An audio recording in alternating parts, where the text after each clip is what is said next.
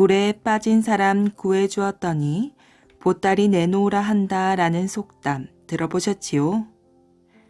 다급할 때 도와준 사람에게 고마운 마음을 가지기는커녕 오히려 그 사람을 곤란하게 만드는 이런 일은 의외로 많다고 합니다.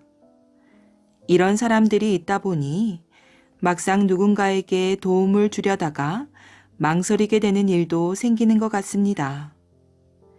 이번에 들려드릴 이야기 또한 이 속담이 떠오르는 이야기지요. 뻔뻔한 소장수의 태도와 산승의 대인배적인 면모가 비교되며 통쾌한 재미와 훈훈한 가르침이 있답니다. 오늘 준비한 옛 이야기도 재미있게 들으시고 편안하고 행복한 시간 되시길 바랍니다. 잔꾀 부린 소장수. 어느 산속에 가난한 산승이 있었답니다.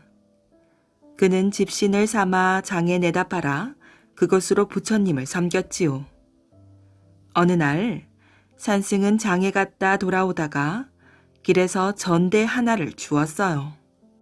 아니, 이게 웬 돈주머니지? 누군가 장에 물건을 사러 가다가 떨어뜨렸나 보구나. 20냥이나 되는 큰 돈을 잃었으니 돈 주인은 얼마나 애가 탈까? 어서 주인을 찾아줘야겠구나. 산승은 잘 아는 주막집에 돈 주머니를 맡기며 집신 판돈을 전대에 함께 넣었어요. 그리고 다시 장터로 갔지요. 그런데 한참을 찾아도 돈 주인은 나타나지 않았답니다. 날은 저물기 시작하는데 어쩌면 좋을꼬.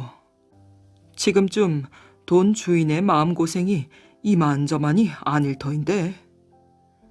그때 웬 남자가 이리저리 두리번거리며 허둥지둥 달려오고 있었어요. 아이고, 이 일을 어쩌나. 내 돈, 내 돈. 옳지, 저 사람이 돈 주인인가 보구나. 산승은 확인해 보려고 그 남자를 불렀답니다. 여보시오, 대체 무슨 일로 그러시오? 아이고, 저는 소장수인데 소 한 마리 값을 몽땅 잃어버렸으니 분해서 어쩝니까? 혹 그 돈이 얼마나 됩니까? 20냥이요. 돈 주머니에 넣어 허리에 단단히 찼는데 그걸 잃어버렸지 뭡니까? 아이고, 그걸 어디 가서 찾나? 소장수는 땅을 치며 발을 굴렀지요. 제가 마침 전대 하나를 주어 임자를 찾던 중인데 이제야 주인을 만난 것 같습니다. 네, 그게 정말입니까? 산승은 주막집에 맡겨둔 돈 주머니를 찾아 소장수에게 주었어요. 자, 이 2냥은 제가 집신 판돈이고 20냥은 여기에 있습니다. 산승은 2냥을 꺼내고 돈 주머니를 소장수에게 주었어요. 그런데 뛸 듯이 기뻐하던 소장수가 갑자기 표정을 바꾸며 말하였지요. 아이고, 내 정신 좀 보게. 내가 잃어버린 돈은 20냥이 아니라 22냥입니다. 네? 아니, 아까 분명히 소값 20냥이라고 하지 않았소?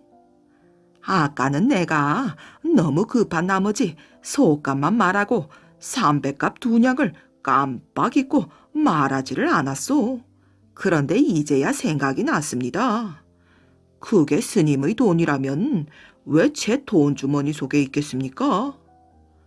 이 돈은 내가 집신을 판 돈인데 넣을 주머니가 없어 함께 넣어둔 것이오. 이제 와서 갑자기 말을 바꿔 300값이 같이 들어있었다니 말이 안 되지 않소? 산승은 너무 기가 막혔어요. 애써 돈을 찾아주었더니 고맙다고 하기는커녕 남의 돈까지 가로채려는 소장수의 심보가 괘씸하였지요.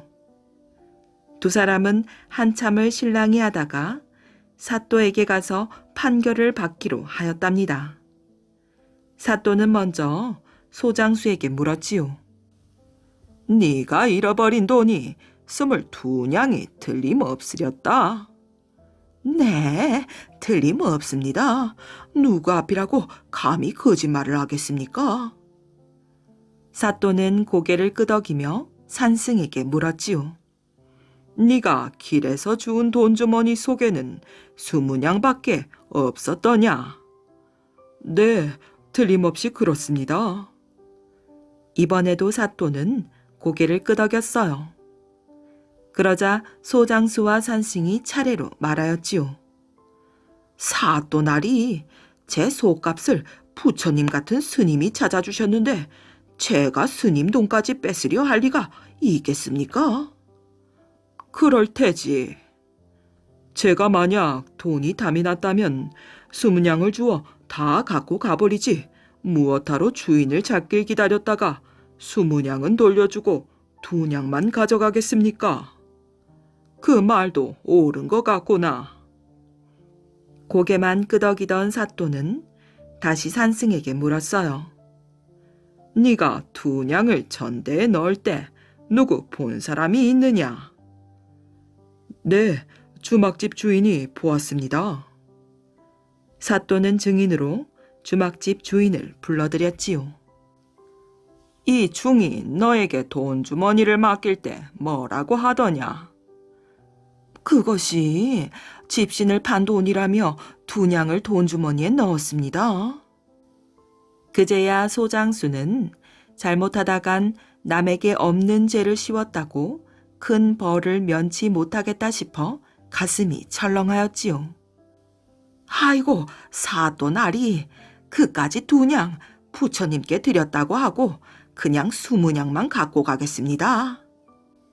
그러자 소장수의 속셈을 한 사또가 판결을 내렸어요. 아니다. 내 너희들 세 사람의 말을 듣고 보니 모두 틀림없는 사실인 것 같구나. 소장수가 잃어버린 돈은 22냥이고 중이 주운 것은 20냥이니 중이 주운 것은 소장수의 것이 아닌 것이 분명하다. 그러니 중은 진짜 돈주인을 찾아 돌려주도록 하거라. 그래서 판결에 따라 20냥은 산승의 것이나 마찬가지가 되었고 장께 부리던 소장수는 한 푼도 못 찾게 되었답니다. 관가를 나온 소장수는 20냥을 못 잊어 훌쩍거리며 터덜터덜 산승 뒤를 따라갔지요. 그러자 산승이 소장수를 불러 다시 물었답니다. 그래, 속값 몇 냥을 잃었소? 20냥입니다. 22냥이지요? 아닙니다. 20냥입니다. 이제야 바른 말을 하시는군요. 내 어찌 부처님을 섬기면서 남의 돈을 손에 넣겠소? 자, 이 돈을 받으시오.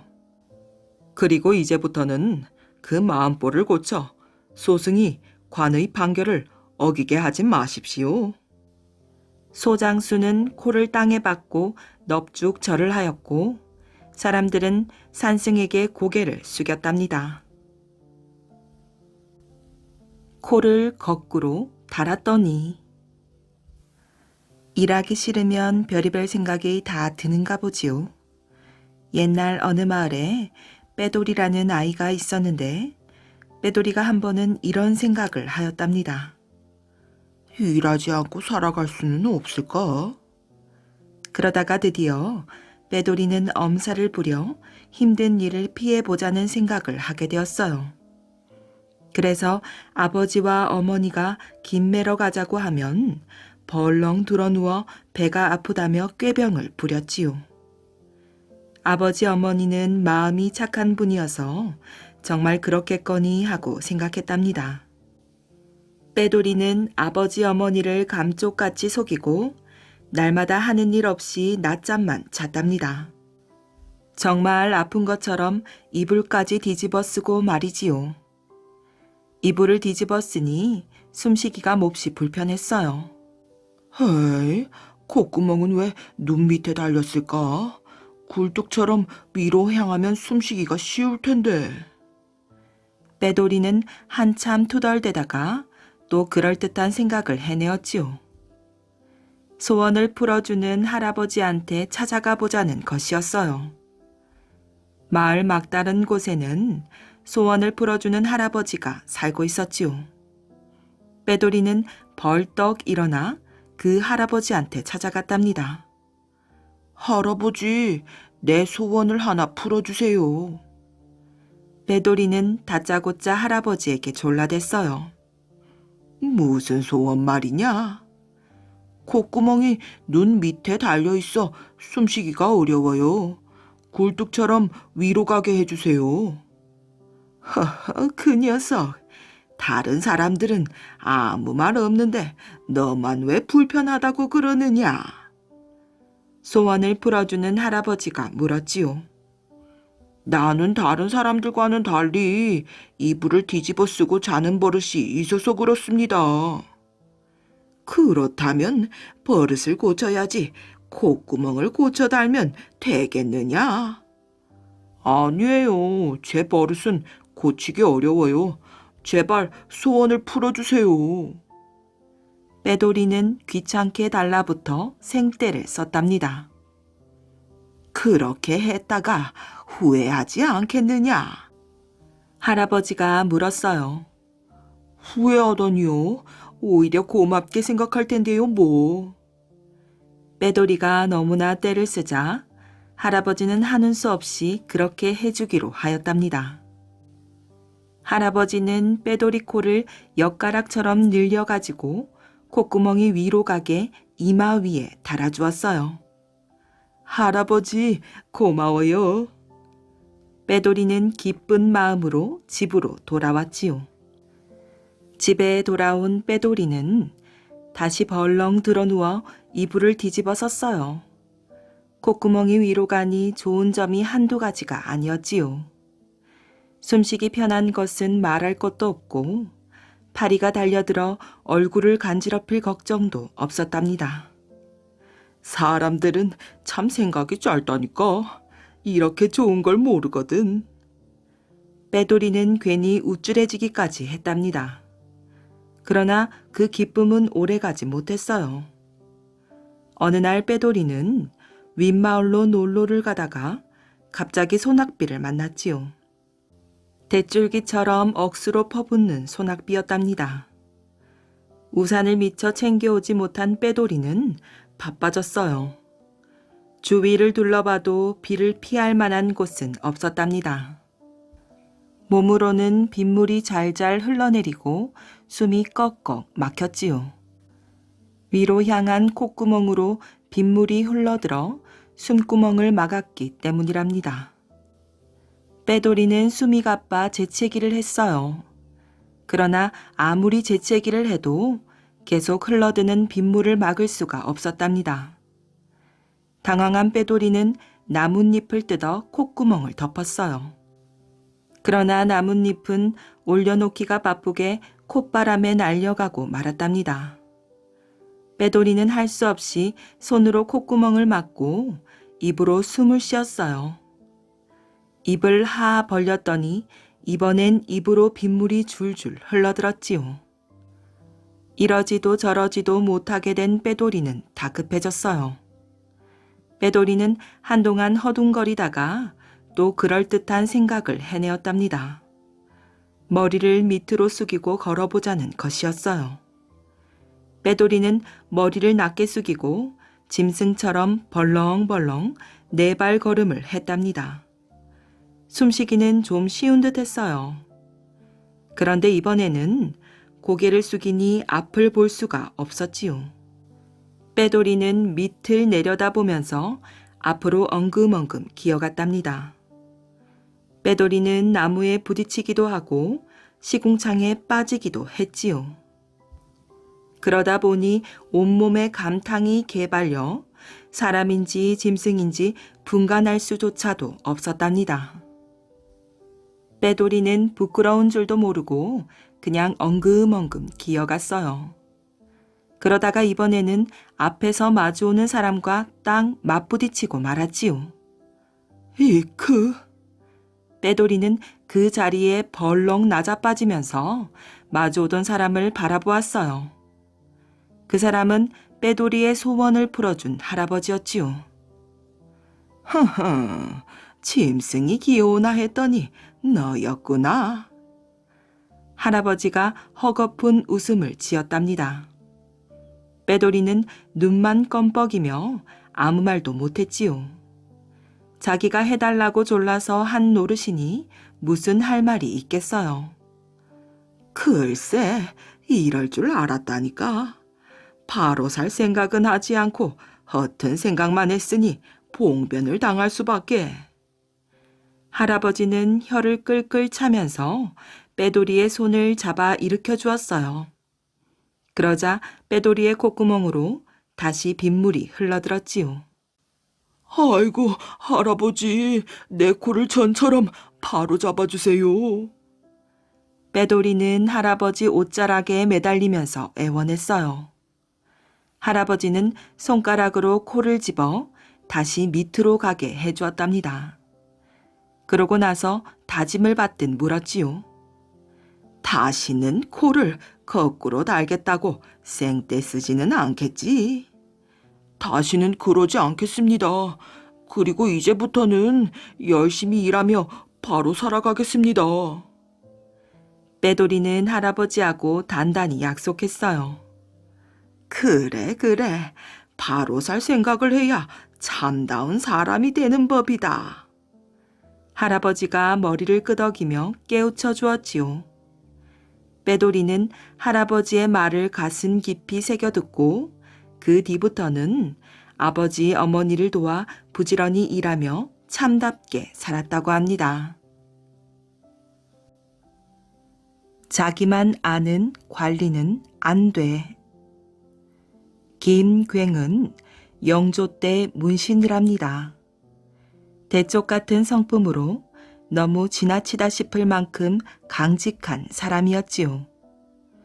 그는 영조 11년에 문과에 급제한 후 세자 시강원의 필선으로 있었는데 모든 일에 원리 원칙을 지키고 도무지 융통성을 보이지 않았기 때문에 조정에서는 그를 가리켜 철공이라고 불렀답니다.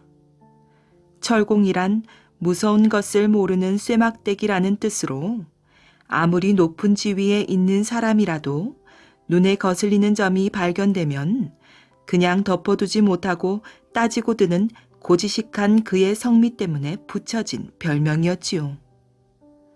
평소 친하게 지내던 손순명이 평안도 관찰사로 발령을 받고 출발을 앞두고 있을 때 사대문 밖에서는 성대한 송별연이 벌어지고 있었답니다. 손순명을 전속 나온 동료 관리들과 가까운 친척들이 모두 참석한 자리였지요. 그 가운데에는 김괭도 끼어 있었답니다. 술이 몇 잔 돈 후 상을 물린 손순명은 고모님 댁이 바로 이 근처이니 잠깐 인사나 드리고 오리다. 미안하지만 여러분께서는 잠깐만 기다려 주시지요. 하고 말한 후 밖으로 서둘러 나갔답니다. 금세 되돌아온 손순명은 하인들에게 재촉하여 길 떠날 차비를 서둘렀지요. 갈 길이 먼데 서둘러라. 손순명의 그 한마디에 하인들은 금방 받은 음식을 채 먹지도 못하고 출발하기 위해 이리저리 허둥거렸어요. 헤이, 밥 한 그릇 먹을 시간도 안 주는구나. 배를 든든히 채우지도 못하고 말 고삐를 챙기는 하인들의 표정이 밝지 않았답니다.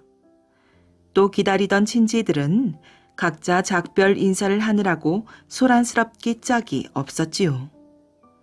그때 뭔가 마음에 걸렸던지 한껏 불쾌한 표정으로 앉아있던 김괭이 정색을 하며 손순명에게 말했지요. 공께서는 잠시 떠나는 길을 멈춰 기다려보시는 게 좋겠습니다. 갈 길이 바쁜데 그것은 또 무슨 말이오? 짚고 넘어가지 않으면 안 될 중요한 일이 있어서 그렇소. 그럼 말해보. 공께서는 오늘 이 송별년의 주인으로서 몇 가지 결례를 저질렀습니다. 첫째로 손님들을 앉혀놓고 자리를 비웠으니 손님을 대하는 주인의 예의를 잃었고, 하인들에게 음식을 주자마자 먹을 시간을 주지 않고 길 떠날 차비를 서두르시니 이것은 아랫사람들을 제대로 챙기지 못하는 것입니다. 자기가 거느리는 아랫사람들의 사정에 어두우신 분이 어떻게 나라의 중책을 맡아서 여러 고을의 관장을 통솔할 수 있겠습니까? 저는 돌아가는 즉시 공을 탄핵하는 상소문을 올릴 것입니다. 말을 마치자마자 김괭은 벌떡 자리를 떨치고 일어나 밖으로 나갔답니다. 손순명은 기분이 떨떠름했으나 웃어넘기고 길을 떠났지요. 허허, 그 사람 참. 친한 사이이니 장난이겠지. 설마 나를 두고 상소까지 하겠나. 그러나 김괭은 집에 돌아온 즉시 손순명을 탄핵하는 상소를 올렸답니다. 상소의 내용을 다 읽은 영조는 김괭의 말을 옳게 여겨 받아들였지요. 그 덕분에 손순명은 평양에 도착하자 곧 이 사실을 전해 듣고 다시 돌아와야 했답니다. 홍길동 합천 해인사 털어먹듯. 이 속담은 허균이 쓴 홍길동전이라는 이야기에서 나온 것이랍니다. 홍정승에게는 홍길동이라는 아들이 있었지요. 홍길동은 아주 씩씩하고 재주가 많았어요. 그러나 홍길동은 제대로 아들 대접을 받지 못하였지요. 홍길동이 첩액에서 태어난 서자였기 때문이랍니다. 이때는 신분 차별이 심해서 본부인의 자식이 아니면 벼슬 자리도 얻을 수 없을 만큼 서자를 멸시하고 천대하였지요. 홍길동은 총명해서 그를 금방 깨우쳤지만 과거를 볼 수 없는 자신의 처지를 깨닫고 몹시 실망했답니다. 글을 배워 과거를 못 보면 무슨 소용인가? 내 무술을 배우리라. 홍길동은 여러 스승을 찾아다니며 무술과 도술을 배웠답니다. 무술과 도술이 뛰어난 홍길동 밑으로 많은 사람들이 부하가 되겠다고 찾아왔어요. 홍길동은 자신을 찾아온 사람들을 모아 활빈당을 만들었지요. 활빈당은 부자나 못된 관리들의 재산을 빼앗아 가난한 사람들을 도와주려고 만든 무리였어요. 홍길동은 활빈당의 두목이 되었지요. 경상도에 가면 해인사라는 큰 절이 있답니다. 이 절은 큰 난리에도 외적의 침입을 받지 않아 옛 보물과 값진 물건들이 고스란히 보관되어 있지요. 얘들아, 경상도로 가자. 홍길동은 부하들을 데리고 경상도로 갔답니다.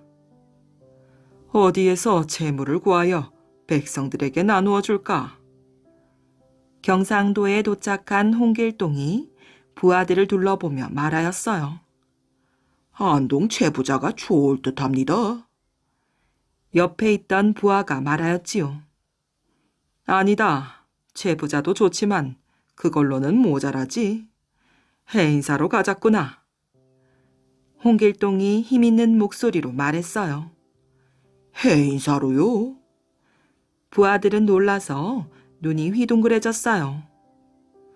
경상도에서 재물 많기로는 해인사가 으뜸이다. 자, 가보자꾸나.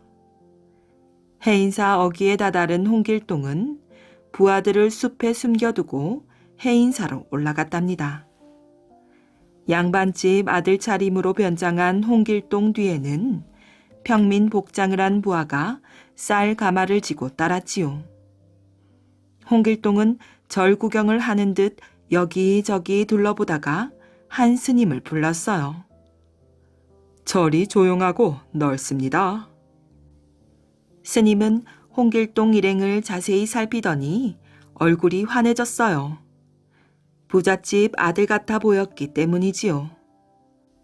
네, 공부를 하시게요. 스님이 말했지요. 내가 조용한 글방을 찾는 줄 어찌 알았어? 하하하. 홍길동이 점잖게 말했답니다. 얼굴을 보면 알 수 있지요. 내가 시주를 좀 하고 싶소. 쌀 200가마쯤 준비했는데. 200가마요? 스님의 두 눈이 휘둥그레졌어요.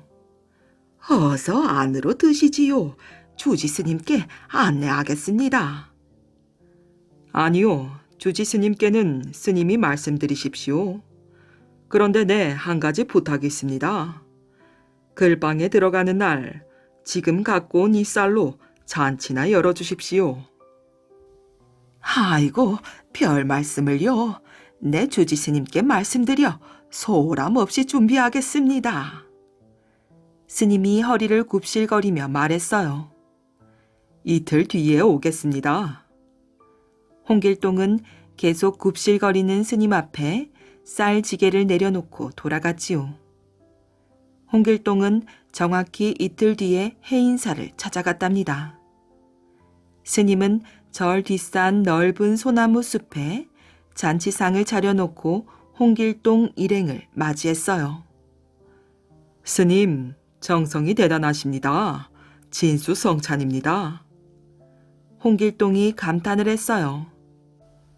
아닙니다. 너무 보잘것없어 뵐 낯이 없습니다. 자, 드십시다. 주지 스님이 말하자 모두 자리에 앉아 음식을 먹기 시작했어요. 홍길동도 점잔을 빼며 음식을 먹었지요. 그러다가 미리 준비해간 왕모래를 우지끈 씹었답니다. 아니, 이런 불경스러운 일이 있나? 음식에 모래를 넣다니. 홍길동이 호통을 치자 스님들은 어쩔 줄 몰라 했어요.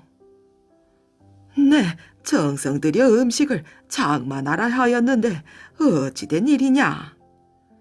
주지 스님도 당황했어요. 이때는 스님이 양반보다 지위가 낮았기 때문에 양반을 함부로 대할 수가 없었답니다. 내 이놈들을 그냥 안 둘 것이다. 나를 모욕해도 분수가 있지. 여봐라, 이놈들을 묶어라.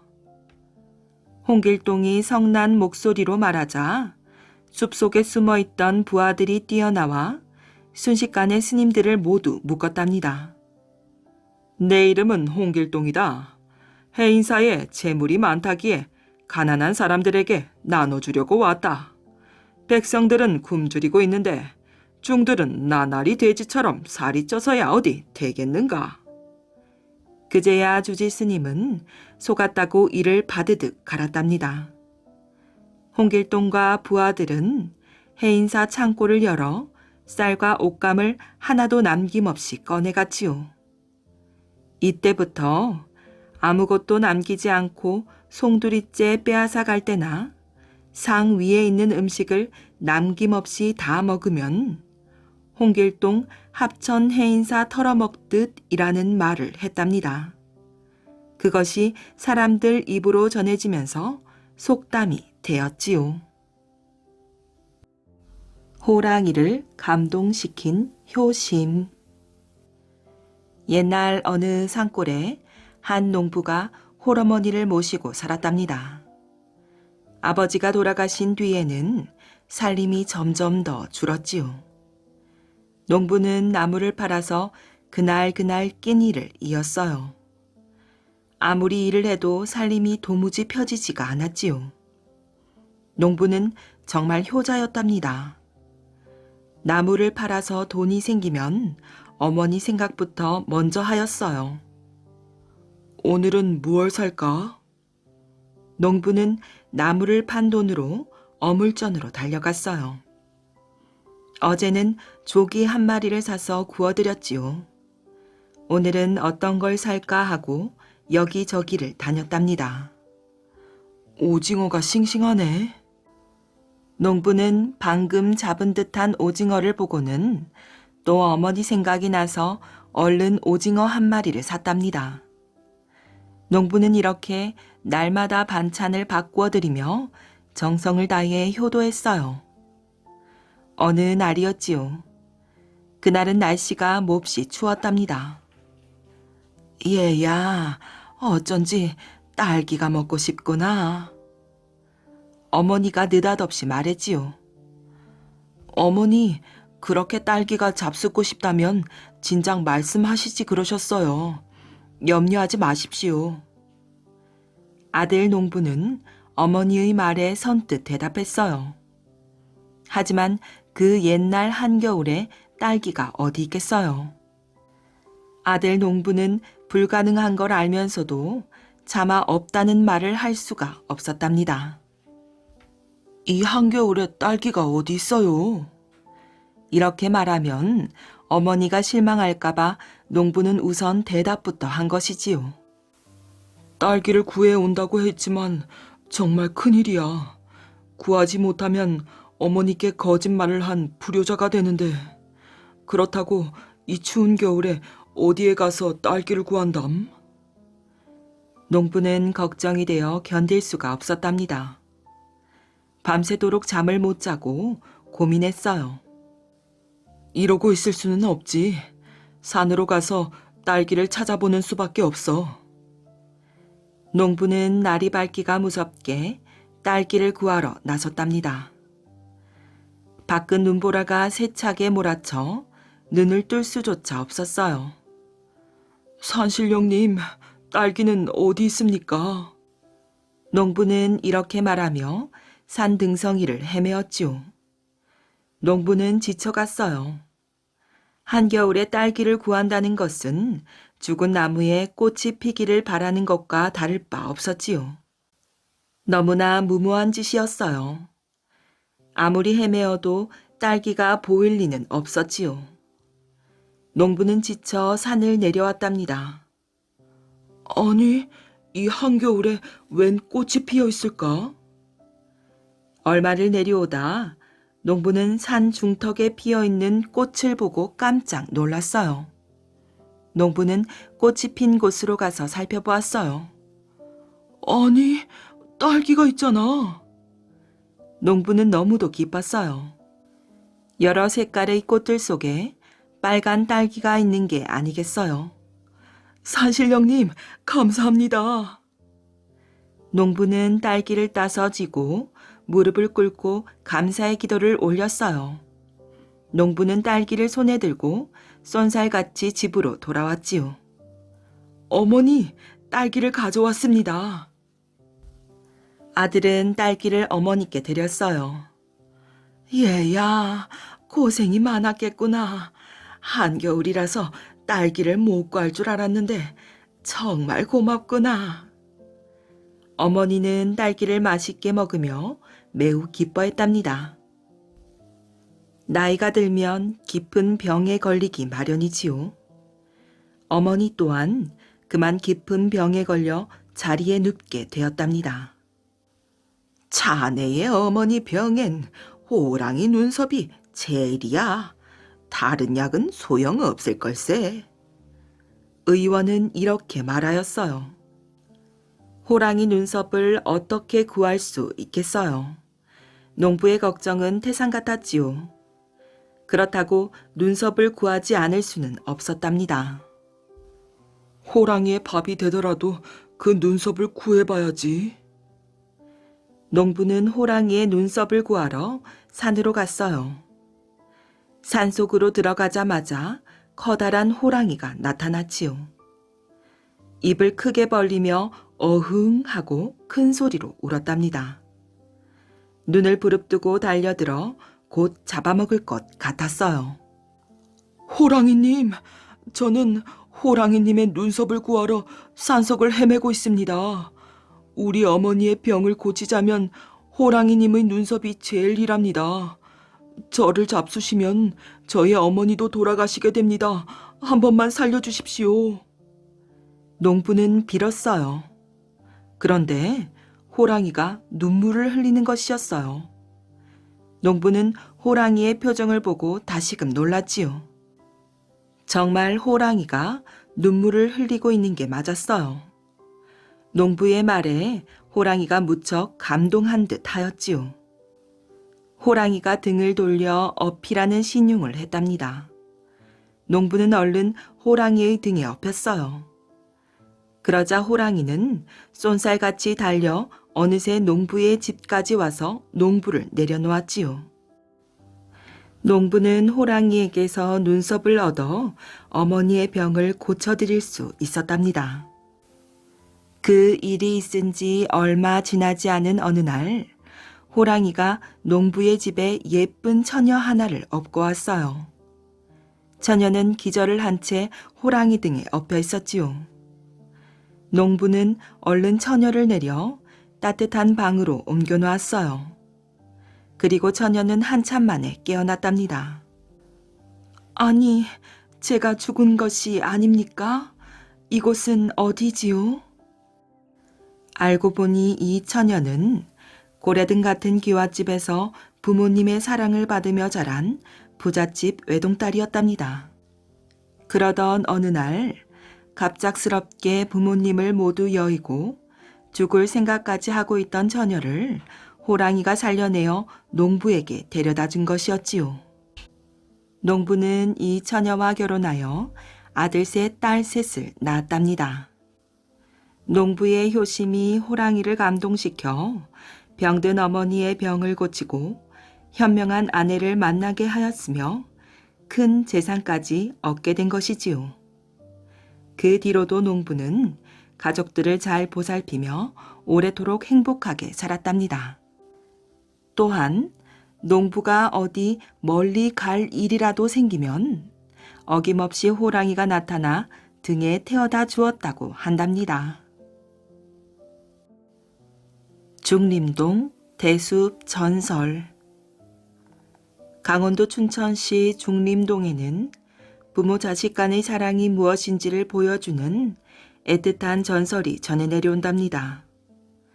신라시대 때 어느 가난한 모녀가 비둘기처럼 서로 의지하며 살고 있었어요. 어머니는 날마다 산에 올라 나물도 캐고 약초도 캐며 살림에 보탰고 딸이 누레는 품팔이를 했지요. 가난하지만 참으로 행복하게 살고 있었답니다. 하루는 딸이 잣죽을 쏘았어요. 어머니, 잣죽이 맛있게 되었어요. 좀 드셔보셔요. 어머니는 잣죽을 떠서 맛을 보더니 얼굴을 찌푸렸지요. 웬 잣죽이 이렇게 쓰냐? 딸이 조금 떠서 맛을 보니 쓰기는커녕 맛만 좋았어요. 아니에요, 어머니. 쓰기는 뭐가 쓰다고 그러세요? 맛만 좋은데. 그래?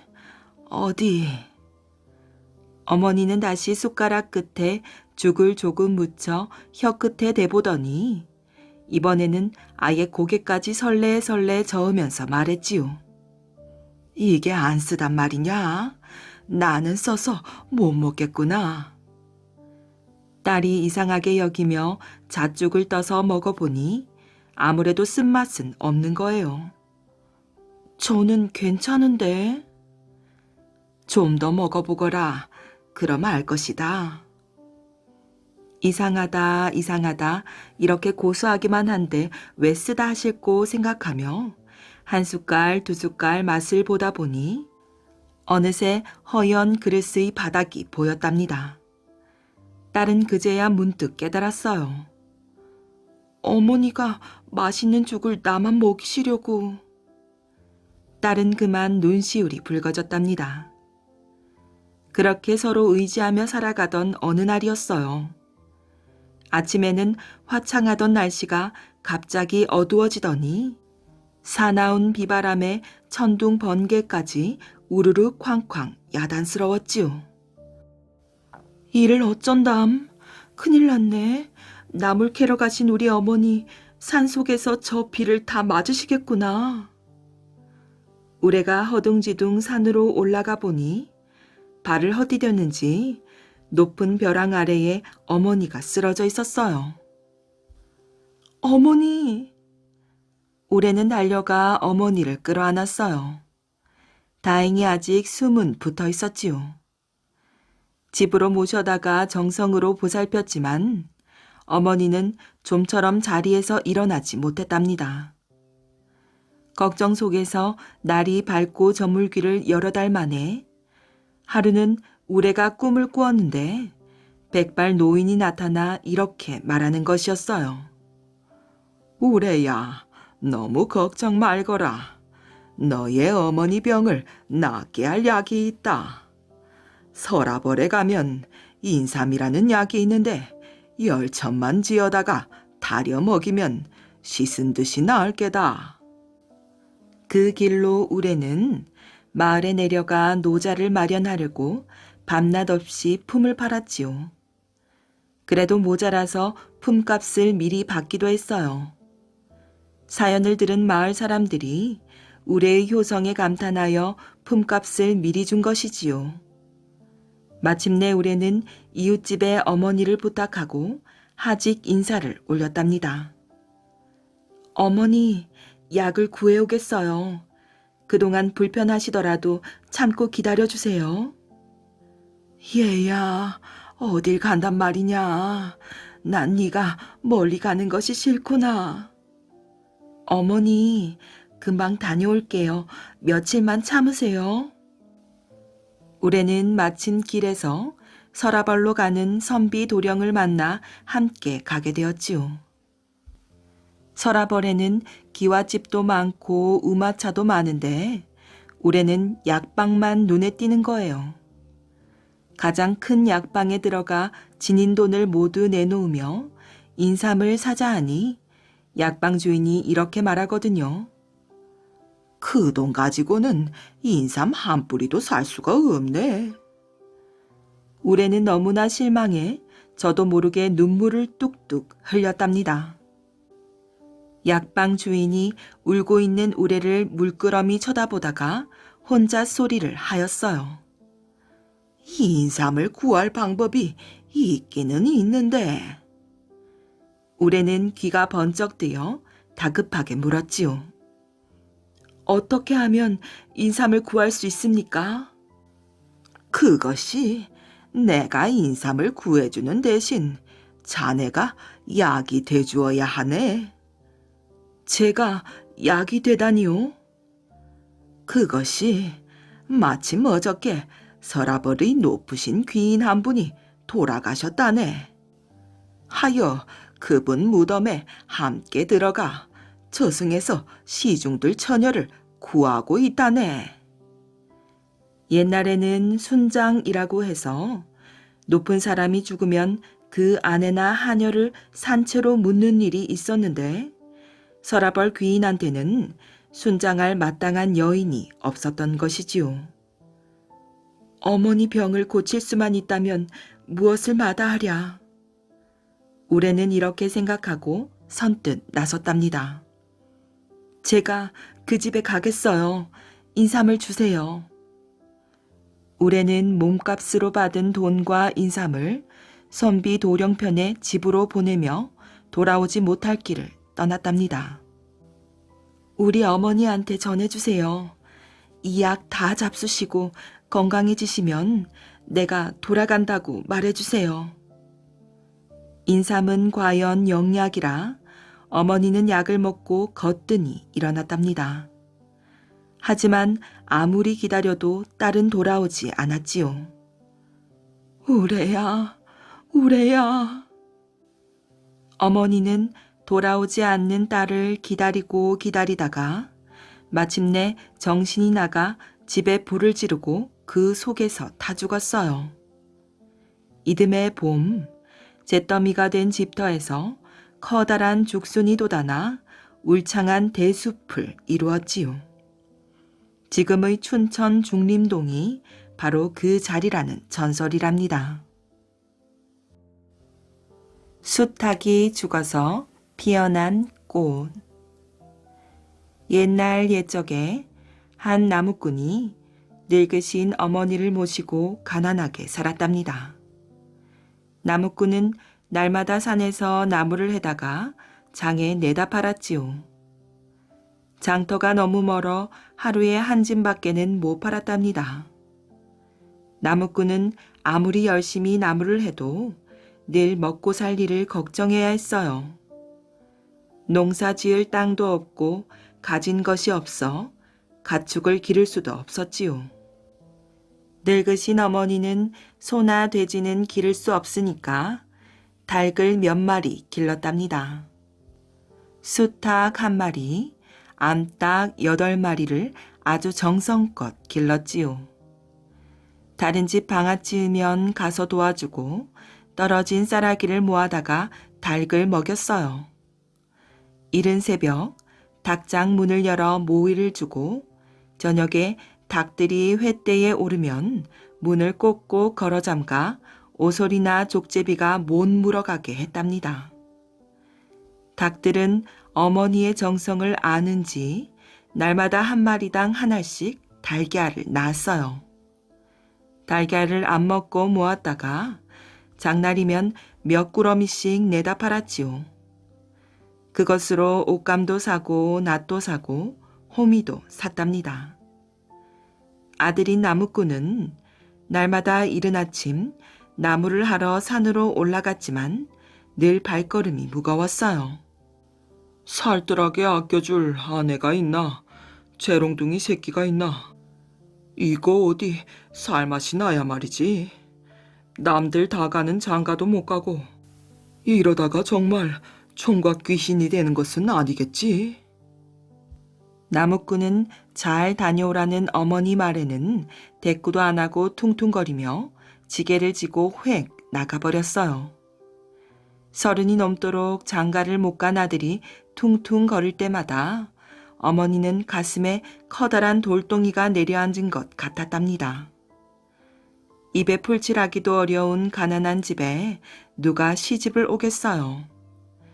그러니 애만 탈 뿐 아들 장가 좀 보내달라고 어디에다 입도 뻥끗 못했답니다. 그날도 나무꾼은 퉁퉁거리며 지게를 지고 집에서 나와 산으로 올라갔지요. 오늘은 더 깊은 산으로 가야겠어. 날마다 가까운 산에서만 나무를 했더니 마땅히 할 나무가 없는 거예요. 나무꾼은 자꾸만 더 깊은 산으로 들어갔지요. 그렇게 가다 보니 나무가 꽉 우거져서 한낮인데도 어둑어둑한 곳이 나왔답니다. 오늘은 여기에서 나무를 해야겠구나. 나무꾼은 지게를 세워두고 부지런히 나무를 했어요. 나무를 해서 차곡차곡 지게에 얹어 놓았지요. 한참 나무를 하고 있는데 어디선가 신음소리가 들렸어요. 신음소리가 나는 곳으로 가보니 한 처녀가 넘어져 있는 거예요. 왜 그러시오? 어디 다쳤소? 나무꾼이 물었지만 처녀는 부끄러워 아무 대답도 못하고 다리를 싸지고는 일어나지도 못하였답니다. 가까이 다가가서 보니 처녀의 얼굴이 어찌나 고운지 똑바로 바라볼 수가 없을 지경인 거예요. 나무꾼은 용기를 내어 다시 물었지요. 어쩌다 이렇게 된 거요? 내가 도와주겠소. 그제야 처녀는 네, 나무 뿌리에 걸려 넘어졌는데 좀채 일어날 수가 없어요. 하고 얼굴을 붉히며 대답했어요. 내가 부축해 드릴 테니 일어나 보시오. 나무꾼이 부축을 해도 처녀는 못 일어나는 거예요. 안 되겠소. 내 지게에 타시오. 나무꾼은 해놓은 나무를 모두 내려놓고 처녀를 지게에 안아 올렸지요. 그렇게 집으로 데리고 와서 어머니와 함께 정성껏 돌봐주었답니다. 나무꾼이 산에서 약초를 해오면 어머니는 잘 찧어 다친 다리에 붙여주었어요. 처녀는 꼼짝 안 하고 방에만 있더니 한 보름쯤 지나자 조금씩 땅을 디딜 수 있게 되었답니다. 한 달쯤 지나자 다 나아서 잘 걷게 되었지요. 그런데 이상하게도 처녀가 떠날 생각을 안 하는 거예요. 하루는 어머니가 물어봤어요. 처녀는 집이 어디유? 사실 저는 딱히 갈 곳이 없어요. 얼마 전에 아버지 어머니가 한꺼번에 돌아가셨거든요. 저 산 너머에 큰아버지 한 분이 계셔서 그곳으로 가려다 다리를 다친 것입니다. 그렇다면 우리 집에서 함께 살면 안 되겠수? 어머니는 나무꾼 아들과 짝을 맺어서 며느리가 됐으면 좋겠다고 했지요.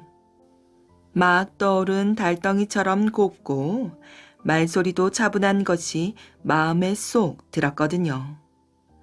처녀는 기다렸다는 듯이 그렇게 하겠다고 하였답니다. 그래서 그날부터 나무꾼과 부부가 되어 어머니를 모시고 오순도순 재미나게 살았어요. 총각 귀신이 될 뻔한 나무꾼은 입이 귀에 걸렸지요. 마치 세상을 다 얻은 듯 신이 나서 일을 했답니다.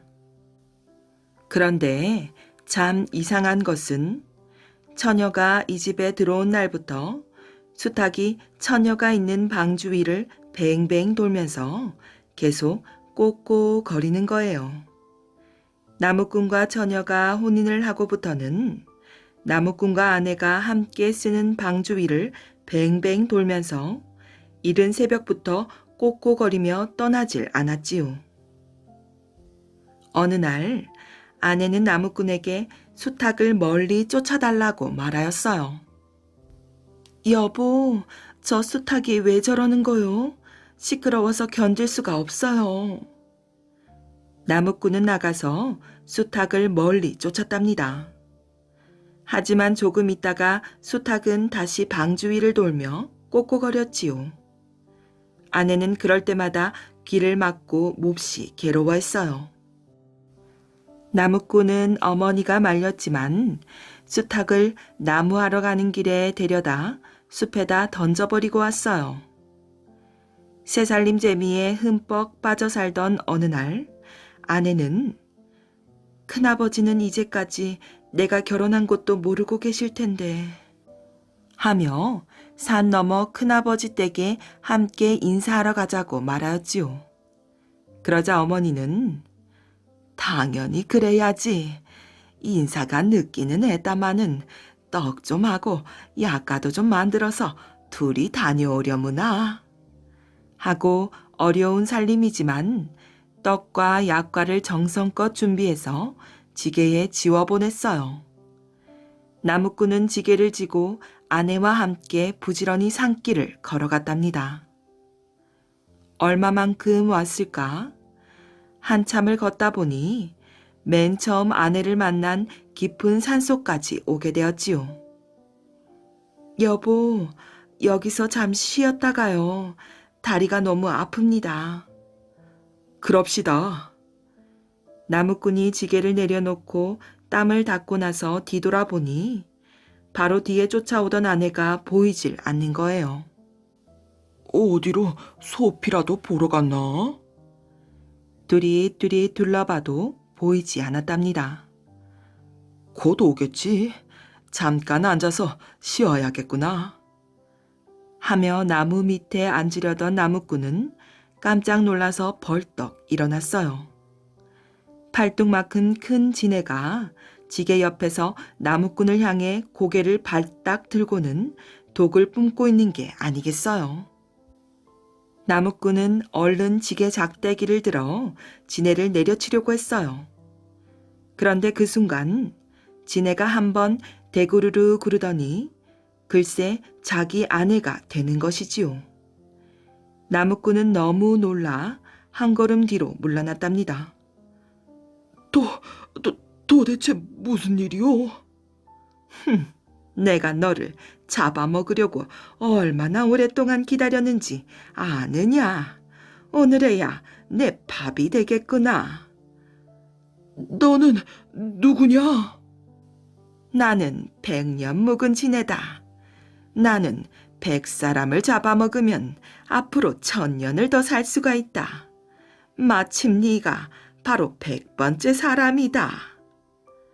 지네가 나무꾼 앞으로 점점 다가왔어요. 하얀 독을 무섭게 뿜으면서 말이지요. 나무꾼이 진에 독을 쐬어 몽롱해져 가는데 어디서 나타났는지 집에서 쫓겨난 수탉이 진해에게 마구 달려드는 거예요. 수탉은 펄쩍펄쩍 뛰어오르며 진의 머리를 마구 쪼았답니다.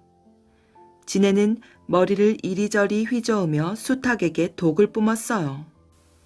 수탉이 아랑곳하지 않고 쉴 새 없이 뛰어오르며 진해를 쪼아대니 진해는 머리가 헤어져 더 이상 독을 뿜지 못했답니다.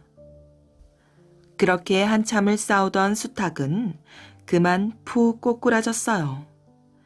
나무꾼이 가보니 날개를 조금씩 퍼덕이기는 하지만 일어나질 못했지요.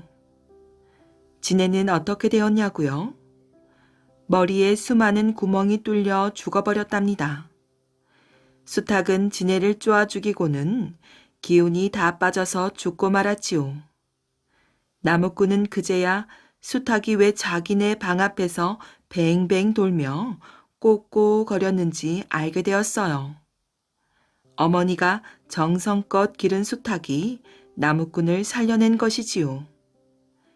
죽을 고비를 넘긴 나무꾼은 죽은 수탉을 품에 안고 집으로 돌아왔답니다. 그리고 수탉이 늘 암탉을 데리고 한가롭게 먹이를 찾아 쪼아 먹던 담 밑에다가 정성껏 묻어주었어요. 그런데 얼마 지나지 않아 수탉을 묻은 그 자리에 얼룩덜룩 붉은 빛을 띤 새싹이 돋아나는 거예요. 새싹은 따뜻한 햇볕 아래에서 무럭무럭 자라더니 부채꼴 모양의 두툼한 꽃대가 빨갛게 올라왔지요. 꽃대 윗부분은 꼬불꼬불해서 꼭 빨간 닭볕을 같았답니다. 나무꾼과 어머니는 수탉이 죽어서 피어난 꽃이라고 생각해서 닭벼슬꽃이라고 이름을 붙였지요. 한자로 말하자면 괴간화라고 한답니다. 외국에서는 이 꽃을 맨드람이라고 부르지요. 이 꽃은 잎이 늘 단풍이 든 것처럼 붉은 빛을 띠며 얼룩덜룩해서 수탉 깃털 같아요.